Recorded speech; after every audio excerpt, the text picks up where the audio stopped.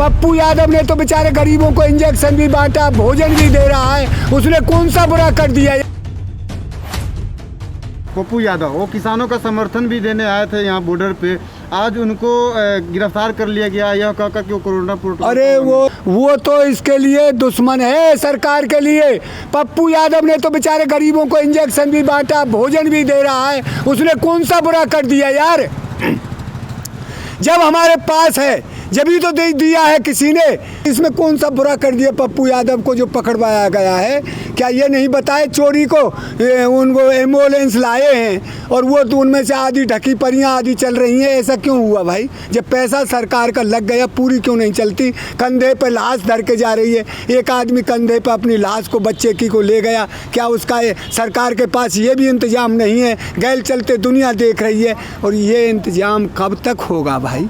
एक अपनी जनानी को, उसकी जनानी मर गई, वो जो सफाई कर्मचारियों का वो होता है बेचारों का, उसकी उसमें ले जा कर के दाह क्रिया किया है। इस सरकार के पास है क्या? इस सरकार पर पास कोई नीति नहीं। सरकार के पास कोई बस क्या चीज़ है? हिंदू मुसलमान। मैंने आज अखबार में देखा है इलाहाबाद में एक पंडित हिंदू मर गया है, उसकी दोस्ती से एक मुसलमान भाई से, वो सर्विस करता था कोर्ट में और इलाहाबाद वाला, और वो इटावा का रहने वाला बेचारा मोमडन है। जब उसकी डेथ हो गई, उसके पास फ़ोन आया, उसकी घरवाली 1.5 साल पहले मर गई, जो ये मरा है उसका साला 3 दिन पहले मर गया, उसकी लाश को उठाने वाला कोई नहीं था, तो उसके पास फ़ोन आया, वो एक लड़का साथ ले जाकर उसने एम्बुलेंस मंगाई, 2 उसमें आए, किसी ने लाश, उसका कोई रिश्तेदार भी होगा। क्या हिंदू धर्म है हमारा जो कोई किसी की लाश को नहीं पजाड़ सकता, जिसकी दाह-क्रिया नहीं कर सकता? उस मुसलमान ने बेचारे ने उसकी मुखाग्नि दी है, उसको 4 आदमियों ने ले जा कर के जलाया है लाश को। ये है हमारा हिंदू धर्म। और मेरठ का किस्सा है, मेरठ में एक मोमडन ने बेचारे ने पूरे परिवार ने मिलकर उसके एक हिंदू मर गया था, उसकी दाह क्रिया की है। इसकी सीख लीजिए सरकार, बांटिए मत हमको, देश को तोड़िए मत, देश को जोड़िए। यह देश की आज़ादी में सबका सहयोग था, सबसे मिलकर देश बनता है, ये गुलदस्ता है देश। इसकी किसी कली को तोड़ दे उधर से वो बिगड़ जाता है। हम चाहते हैं देश में विकास हो, देश में समृद्धि हो, हमारा देश महान था और महान रहे। आपने जो जलालत की राजनीति की है, ना आपसे कोई किसान खुश, ना मज़दूर खुश। पिछली बार मज़दूर बेचारे पैदल गए, छाले पड़ गए, आज किसानों को 6 महीना होने जा रहा है, 6 महीना से सड़कों पर पड़े हैं किसान, मच्छर खा रहे हैं। आप कहते थे मेरी बाप बर्तन मांजती थी, मैं गरीब का बेटा हूँ, मैंने चाह बेचा है। गरीब तो हमें जो यहाँ पड़े हैं, हमको लूटा पीटा गया है, लूटा गया है 70 साल से। हमने तो ये सोचा था किसान मजदूरों ने शायद हमारा भाग बदल देगा, हमारा भाग ऐसा बदल गया। 6 महीने से हम सड़कों पर मच्छरों पर खप रहे हैं।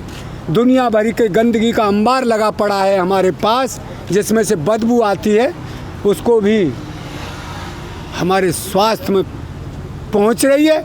पर अपनी मजबूरी के लिए हम यहाँ पड़े हैं, और हमारा वादा है एक जब तक हम इन काले कानूनों को और देश को बचाने के काम को नहीं कर लेंगे, जब तक यहाँ से जाएंगे नहीं।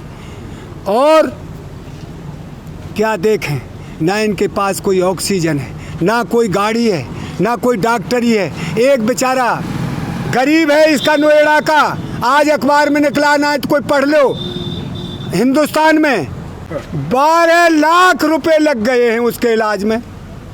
उसका 4.5 लाख रुपया जिसने सर्विस करता था वहाँ है, तो वो 4.5 लाख रुपया तो मिल जाएगा। डॉक्टर ने उसकी अब लाश को तो करता क्या, उसे ले आए, पर साथियों ने ये कहा है भाई हम पेमेंट करेंगे, जो उसके यार दोस्त थे बेचारे के।